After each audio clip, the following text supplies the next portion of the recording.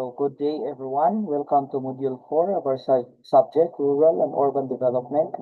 I am Dexter Kilisadio Tanzo, and I will be your presenter for today's discussion. Today, we will learn about planning, finance, and land management, which are the three key elements that plays a vital role in achieving a sustainable and well-managed rural and urban development. But before I proceed to my formal discussion, let me first formally introduce myself. For my personal information, my name is Dexter Kilisadio Tanso, and I was born in Calubian, Leyte on March 28, 2000. I am 26 years old, and my father was a retired policeman, while my mother was a homemaker or a politician.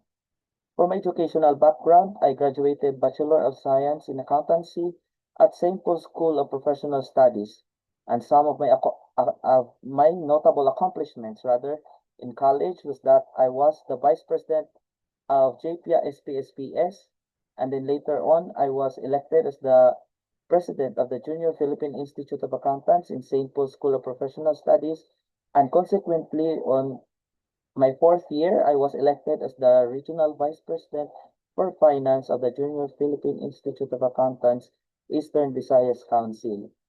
For my career or work, I am an accounting by profession and currently working as the operations manager of SMV Sand and Gravel Quarrying. I am also the security manager of Michaelite Security Services Incorporated and the accounting associate of Veloso Farms Incorporated. Why you chose this master's degree? I chose this master's degree in public administration because I want to become a more effective public servant and leader. I believe that good governance begins with the competent, ethical, and service-oriented professionals. This program will equip me with the knowledge and skills to design better policies, manage public resources responsibly, and create meaningful solutions that will help improve the lives of every communities. My goal is not only to advance my career, but also to make a lasting and positive impact through public service. Before I proceed to my formal discussion, let me first lay out the objectives for today's discussion.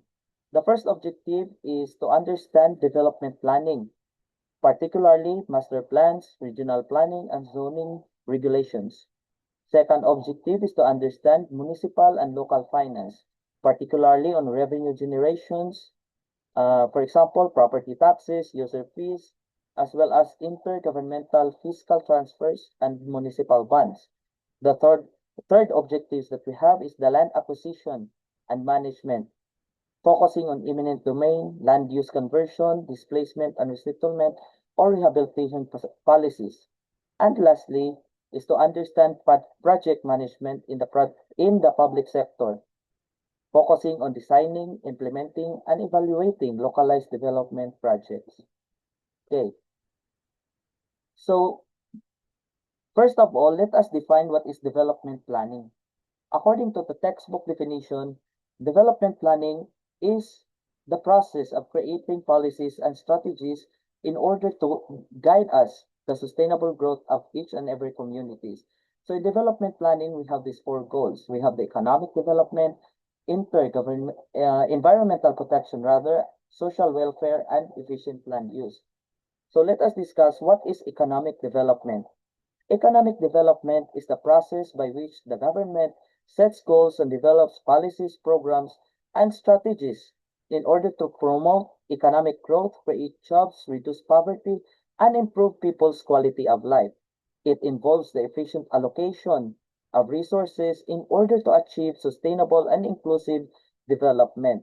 In short, economic planning is a roadmap that guides a country's economy towards a long-term growth and development while ensuring that resources are used efficiently and fairly. Moving on to environmental protection. What is environmental protection? Environmental protection is the practice of conserving and managing natural resources to prevent pollution, protect ecosystems, and ensure a healthy environment for present and future generations. In other words, environmental protection means taking care of nature. That's the key word, taking care of nature by using resources responsibly, reducing pollution, and preserving the environment so future generations can also benefit from it. Next, we have the social welfare. What do we mean by social welfare? It refers to the programs and policies and services designed to improve the well-being and the quality of life of individuals, the families, and the communities, especially those who are disadvantaged or vulnerable. What is the example of this? We have the DSWD, or the Department of Social Welfare and Development, wherein they have this program like AX, TUPAD, and etc., which aid those people who are in disadvantage or vulnerable.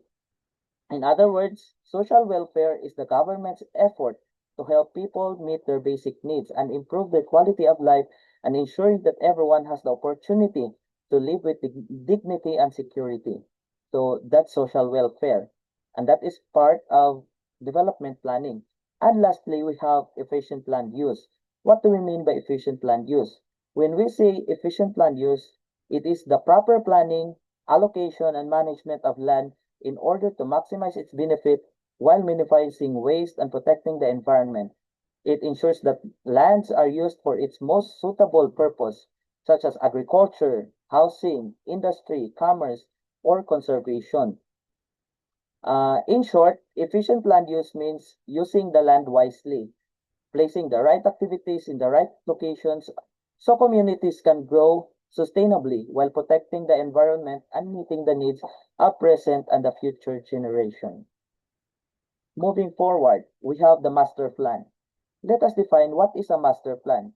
According to the book, a master plan is a long-term guide which takes from 10 to 30 years for the physical and economic development.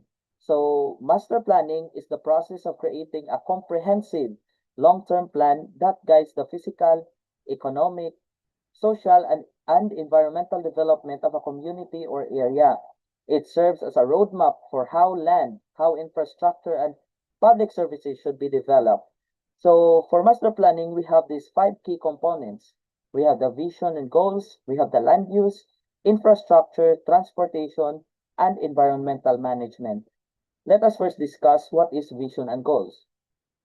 When we say vision, it is your long-term inspiring destination, while goals are the specific actionable milestone that will help you get there. Visions describe the what and the future you want to create, whereas goals serves as the measurable roadmap to turn that vision into a tangible reality.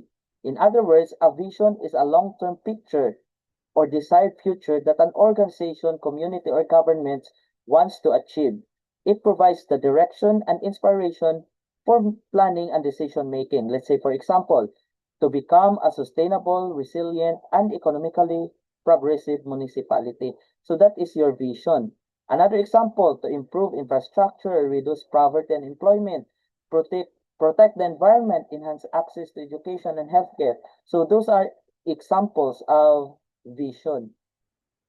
So in simple terms, when we say vision, this answers the question, where do we want to be in the future? Or the desired destination of a certain group or communities or the government.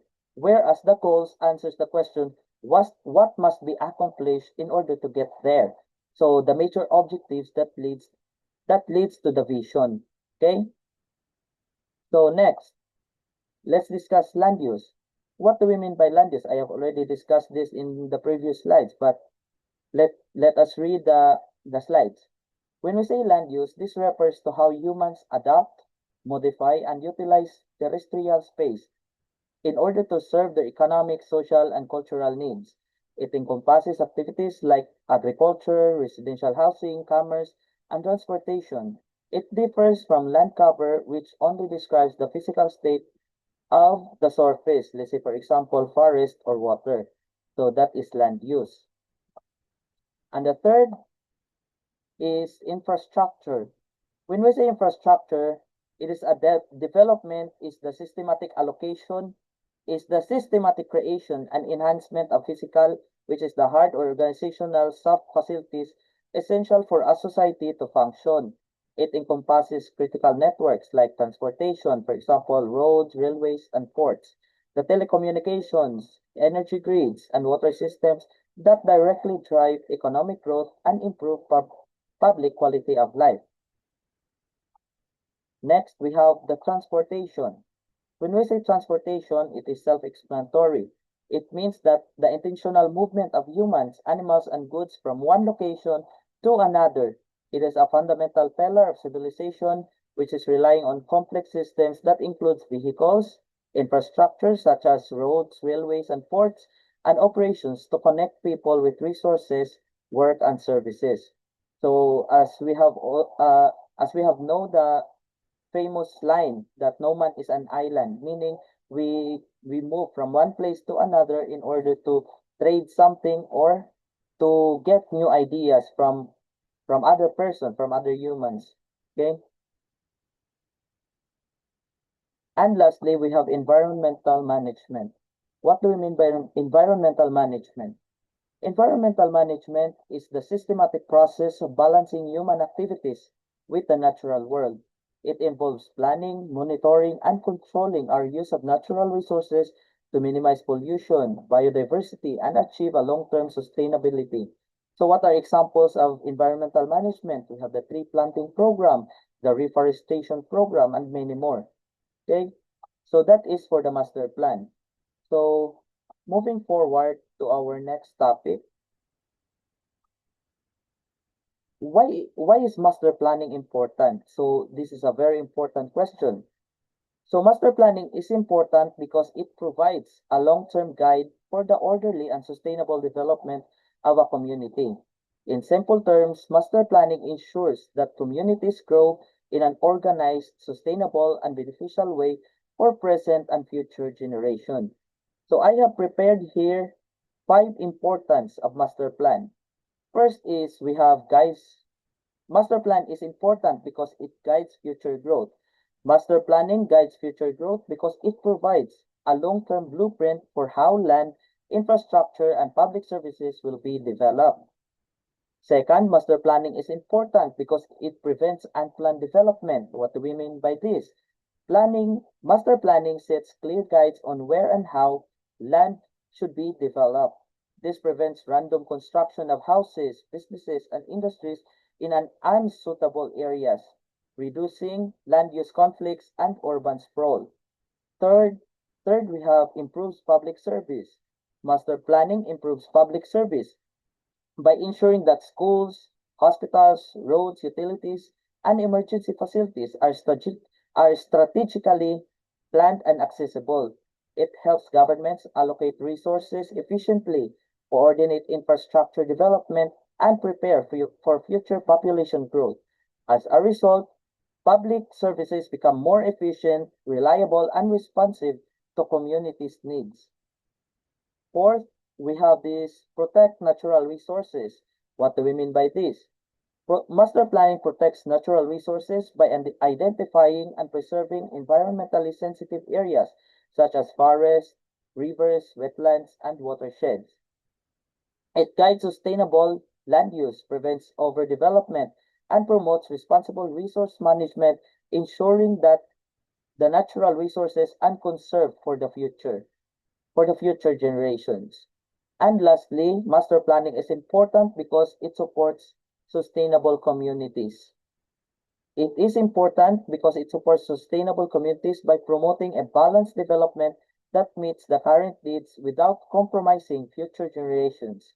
It integrates housing, transportation, public services, economic growth, and environmental protection to create a safe, resilient, and livable communities. Next, let us discuss regional planning. What is regional planning? Regional planning, as defined in the book, is it coordinates the development of neighboring cities, municipalities, and provinces in order to achieve a balanced regional growth. For regional planning, we have these 4 objectives. We have reduced regional disparities. We have improved connectivity, promote economic development, and protect the environment. For the benefits of regional planning, we have better transportation network, coordinated infrastructure projects, balanced rural and urban development, disaster risk reduction, and lastly, we have the increase in investment opportunities. Next, we have zoning regulations. What is zoning regulations? These are laws that determine how land can be used within the community. They help separate incompatible land uses and promote orderly development. In other words, zoning regulations, these are laws that divides the land into specific zones such as residential, commercial, industrial, and agricultural to control how land can be used. They help ensure an orderly development, reduce land use conflicts, and protects the public health and safety and promote a sustainable community development. As you can read in the slides, we have there the examples of zoning regulations. And I have also mentioned that earlier. We have this residential, commercial, industrial, agricultural, institutional, recreational, and conservation. Next, why is it zoning regulations important? So I have listed here 5 importance of zoning. Number 1, it prevents land use conflicts.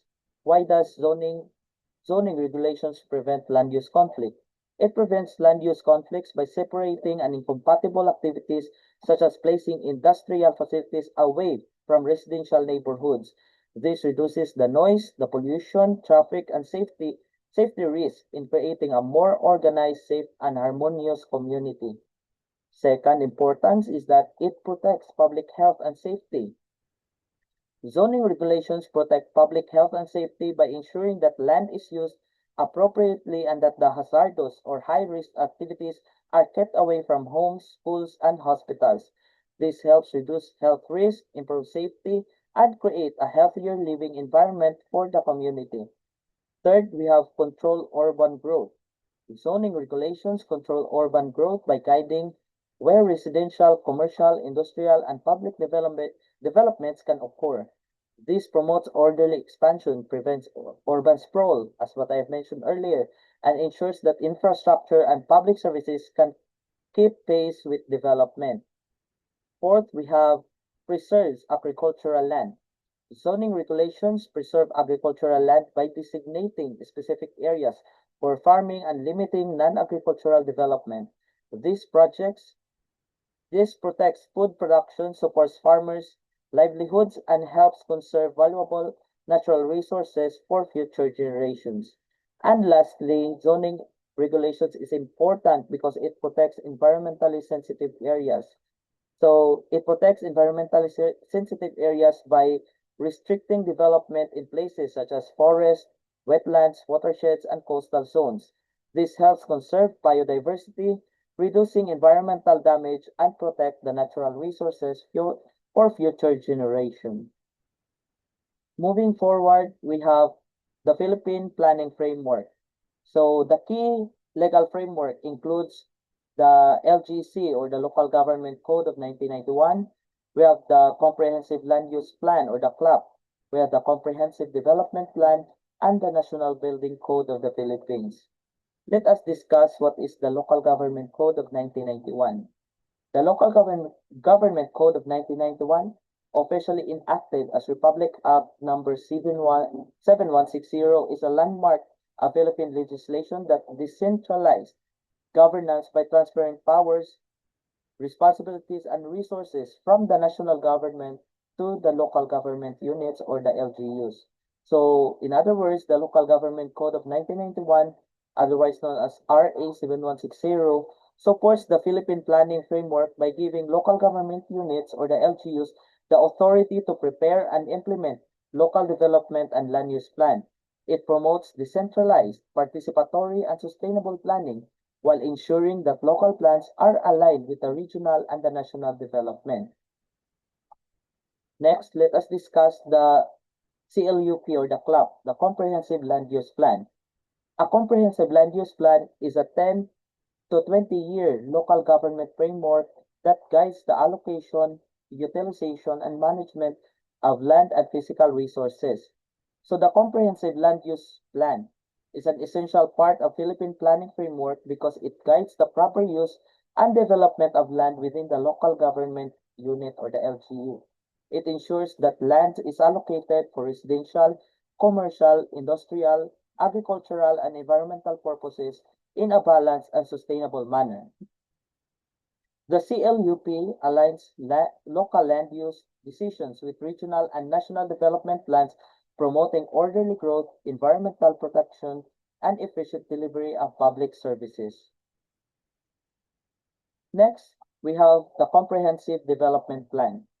A comprehensive development plan is a multi-year blueprint used by local government units to guide sustainable growth. It translates a community's long-term vision into specific goals and programs that projects across 5 years, five key sectors. Namely, we have the social, economic, infrastructure, environmental management, and institutional development. So the Comprehensive Development Plan is a medium-term plan that outlines the programs and projects and activities needed to achieve the LGU's development goals. It translates the comprehensive land use plan into actionable strategies by focusing on social, economic, environmental, infrastructure, and institutional development. The CDP helps ensure coordinated, sustainable, and inclusive local development aligned with the regional and the national goals. And lastly, we have the National Building Code of the Philippines. The National Building Code of the Philippines is governed primarily by Presidential Decree number 1096 or 1096, which establishes the minimum standards for the design, construction, use, occupancy, and maintenance of all the public and private buildings. It ensures structural integrity, fire safety, and environmental safeguards nationwide. So the National Building Code of the Philippines sets the minimum standards for the design, the construction, occupancy, maintenance, and safety of buildings and structures.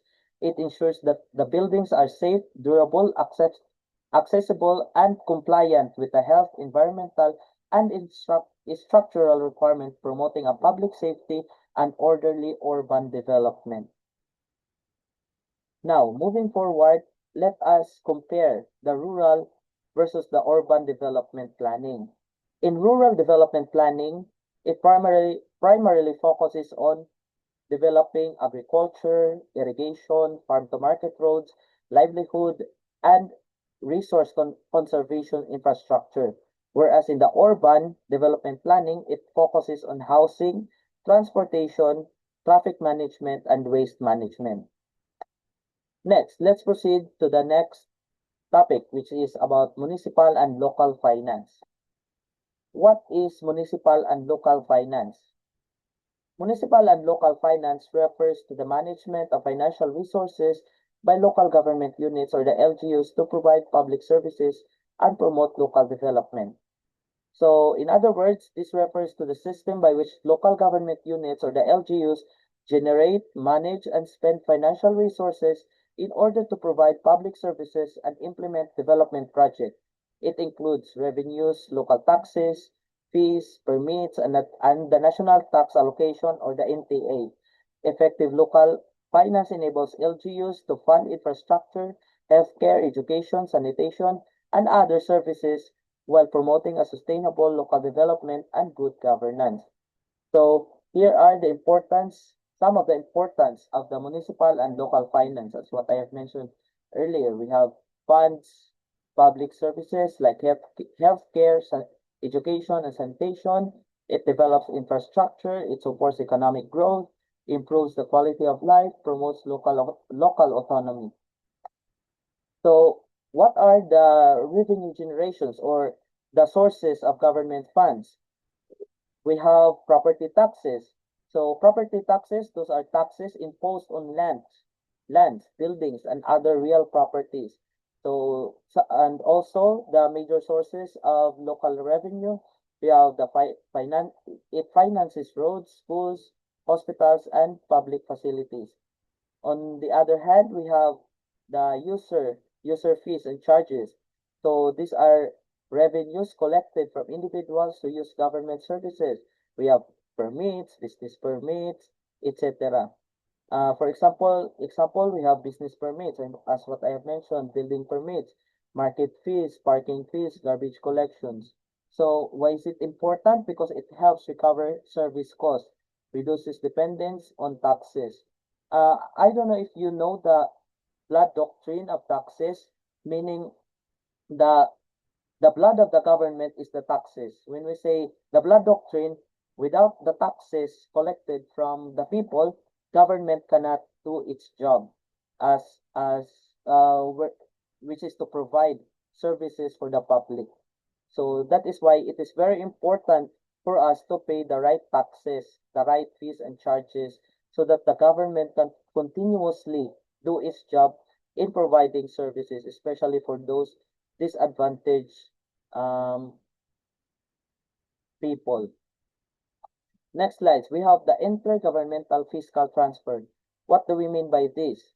Intergovernmental fiscal transfers. So these are funds transferred from the national government to LGUs in order to support local governance and development. So the major sources for this is the National Tax Allotment or the NTA. So the purpose of intergovernmental fiscal transfers are finance basic services, reduce inequalities among LGUs, support infrastructure projects, strengthen local government capacity. So what are the benefits? Ensures continuous delivery of public service, assessed financially disadvantaged LGUs. So we have this AX, Tatupad, and many more. In other words, intergovernmental fiscal transfers are funds provided by the national government to local government units or the LGUs to support public services and local development. So these transfers help ensure that LGUs have enough financial resources to provide essential services, reduce the regional disparities, and promote balanced and equitable development across the country. Next, we have the municipal bonds. What is municipal bonds? Municipal bonds are debt securities issued by local government in order to finance large infrastructure projects. So municipal bonds are debt securities issued by local government units or LGUs in order to raise funds for public infrastructure and development projects. Let's say, for example, roads, schools, hospitals, and water systems. Water systems. Investors who purchase those bonds will lend money to the LGU, which pays the amount with interest over an agreed period of time. So municipal funds help finance large projects without relying solely on taxes or the national government funding. So these are the uses of the municipal bonds. We have roads and bridges, public markets, we have schools, hospitals, water supply systems, and flood control projects. And the advantages for the municipal bonds, we have provides a long-term funding and supports economic development as what I have mentioned earlier. But some of the challenges faced by municipal bonds is that it creates a debt obligation and it requires responsible financial management. Okay?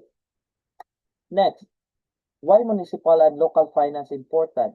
So municipal and local finance is important because it provides the financial resources needed for the government or the local government units in order to develop essential public services, develop infrastructure, and promote economic growth.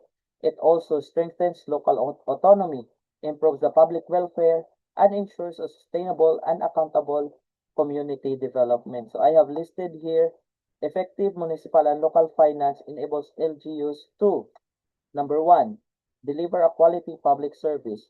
When we say deliver quality public service, so municipal and local finance enables local government units or LGUs to fund essential services such as healthcare, education, sanitation, public safety, and infrastructure.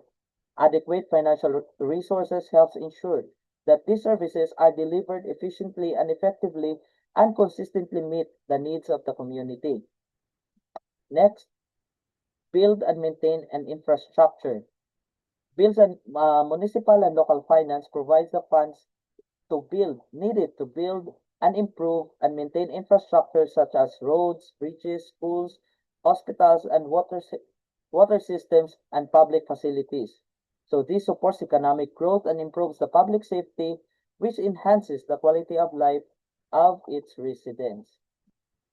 Next, municipal and local finance supports economic development by funding infrastructure and public services that attracts businesses and investors. It increases the investment, which creates jobs, stimulates local economy, local economic activity and improve the overall standard living in the community. Fourth, we have improved disaster preparedness. Municipal and local finance provides funding for the disaster and risk reduction, emergency response, and recovery programs, which enables the local government units to build a resilient infrastructure, maintain emergency facilities, and respond quickly to natural disasters, helping protect the lives and property. So, what are examples of this? We have the flood control projects, the confidential flood control projects. So, those are some of the examples of the importance of municipal and local finance, which improves disaster preparedness. And lastly, we have support sustainable rural and urban development. So municipal and local finance supports sustainable and rural and urban development by funding projects that improve the infrastructure, public services, environmental protection, and economic opportunities. It helps ensure a balanced growth, enhances the quality of life, and meets the needs of both present and the future generation. Moving forward, we have land acquisition. What is land acquisition? Land acquisition is the process by which the government or private entities obtain land for public or development purposes. Land management refers to the planning, allocation, and sustainable use of land resources.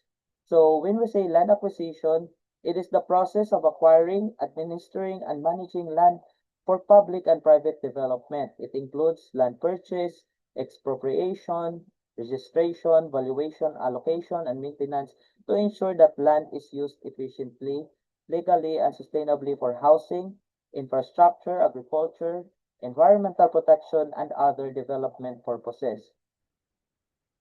So, moving forward, we have this eminent domain. Diba? We have three powers of the government, the police powers, the tax power, and this power, which is the eminent domain. But I will be only tackling on the eminent domain, the power of the government on eminent domain. So what is eminent domain? When we say eminent domain, this is the power of the government to acquire private property for public use, provided that just compensation is paid to the owner. Take note of this, just compensation. What is just compensation? We will discuss that later. So when we say eminent domain, this is the power of the government to acquire private property for public use, such as roads, schools, bridges, or other infrastructure projects, provided that the property owner receives just compensation. We keep on hearing this one, just compensation.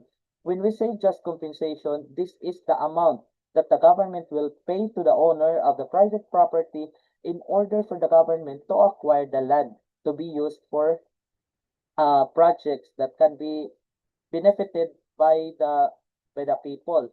So there are three requirements in order for the government to exercise eminent domain.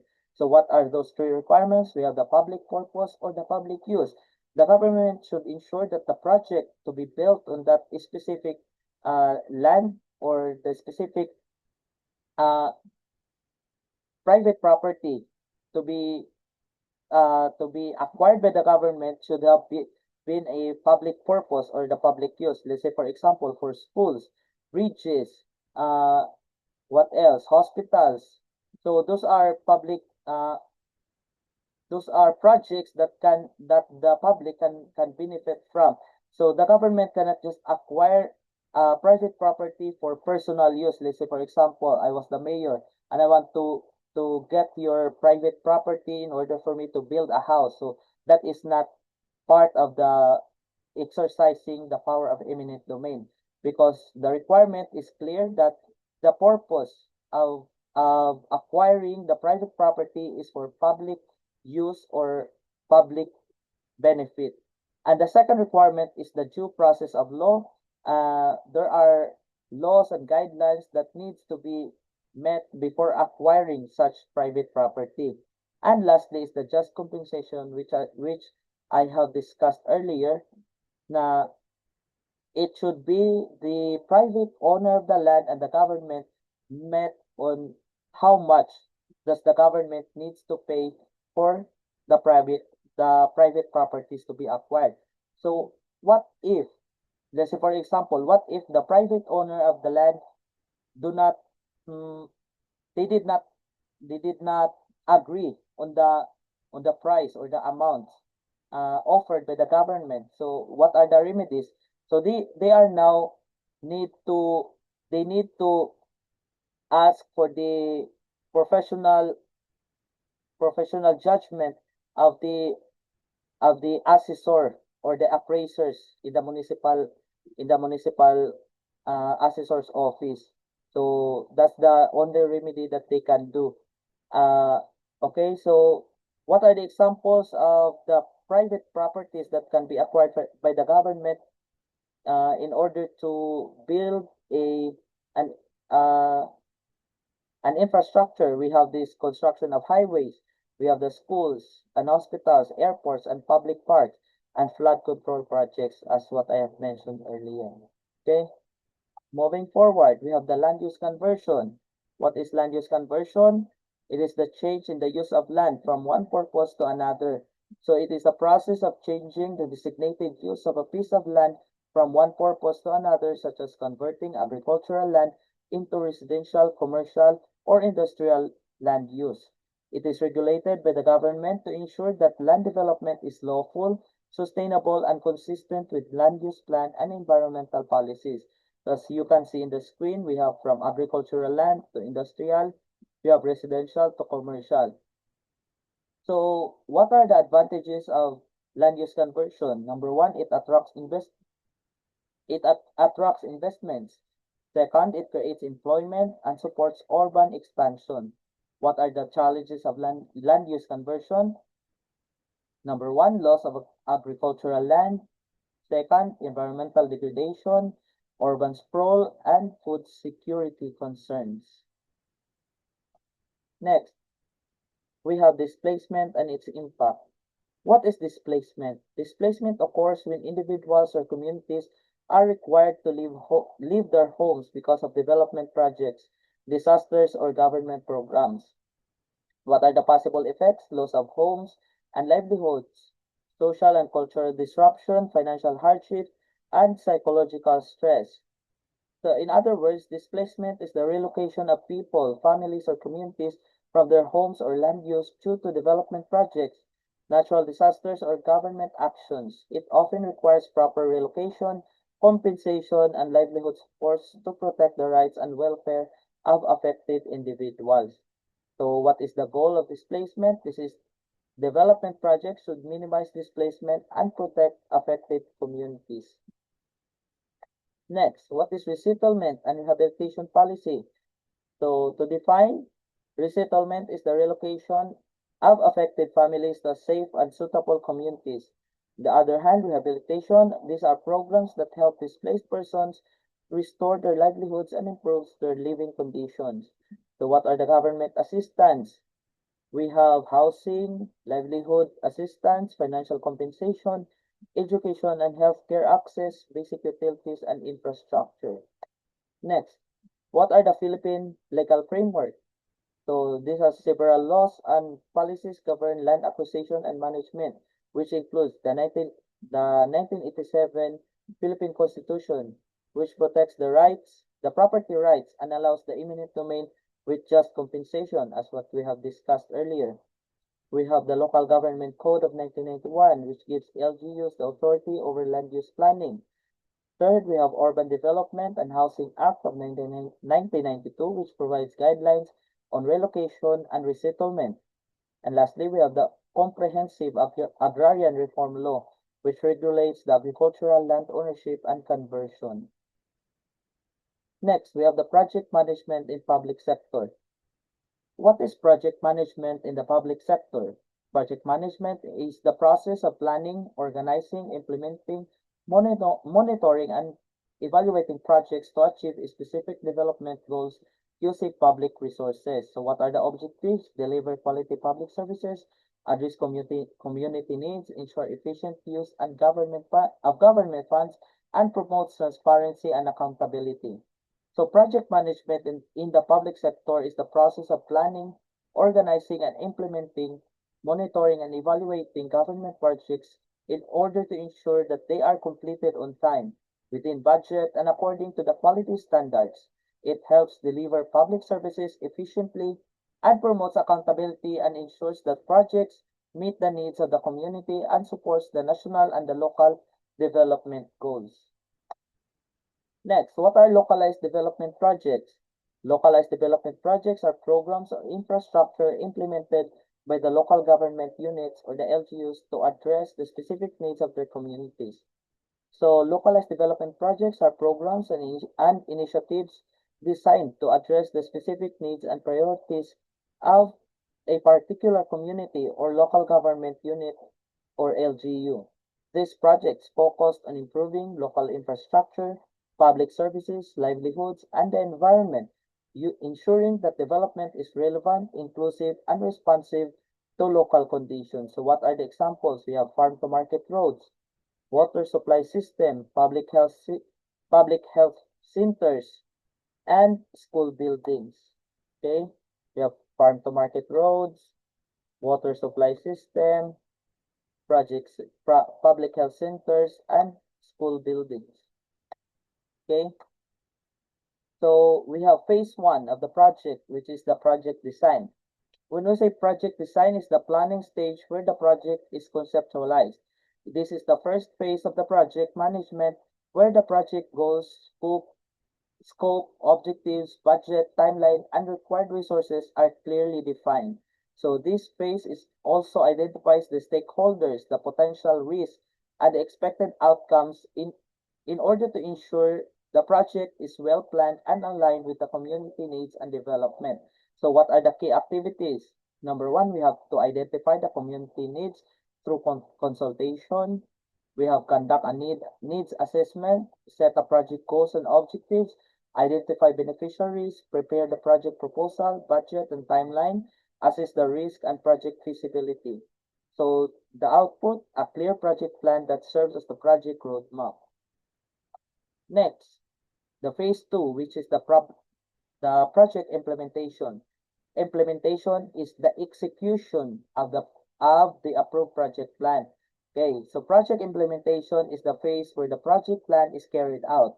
It involves executing activities, managing resources, coordinating stakeholders, and monitoring progress to ensure the project is completed on time, within the budget, and according to the plan objectives and quality standards.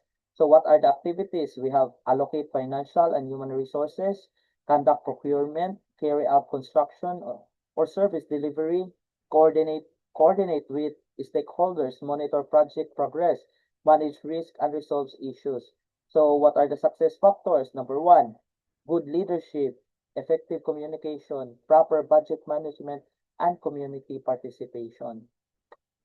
Third, the third phase is the monitoring and evaluation of the project. So sometimes this is the part where leaders neglect to monitor and evaluate the project status. That is why some projects is a failure because they they take this phase for granted. Okay, so what is monitoring and evaluation? When we say monitoring, this is the continuous tracking of project implementation, while evaluation measures the project's overall performance.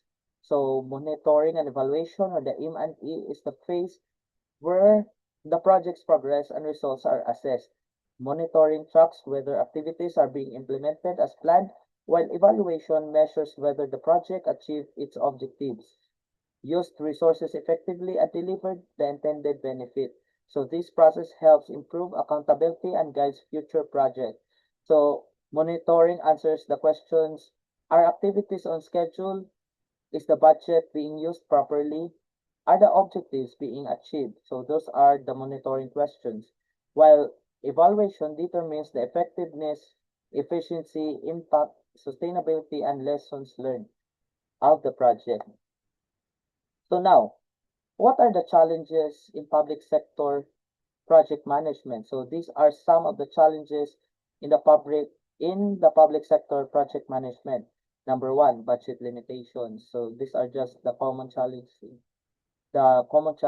faced in public sector project management. Number one is the budget limitation. Of course, we have no unlimited budget. Our budget is always limited. Okay, number two, the procurement delays, the political interference, the weak stakeholders' participation, natural disasters, limited technical capacity, and the poor project monitoring, as what I have mentioned earlier. Okay, what are the possible solutions for these challenges? Number one, strengthen planning, improve coordination, promote transparency, and build a community participation. Because you cannot just implement the project on your own. There must be a participation from the community itself where the project is to be built. Okay? So, what are the best practices for a successful development project? So, we have conduct participatory planning, base decisions on reliable data, set smart objectives. What is smart? We have specific, measurable, achievable, relevant, and time-bounded. Ensure transparency and accountability. Monitor progress regularly. Evaluate project outcomes. Promote environmental sustainability and encourage community ownership. Okay, so that would be all for my topic. And before I end up my discussion, let me first leave you with this quote. A nation that destroys its soils, destroys itself. Forests are the lungs of our land, purified by air and giving fresh strength to our people, by Franklin D. Roosevelt. I hope you learned something from this discussion, and may God bless us all. Thank you so much.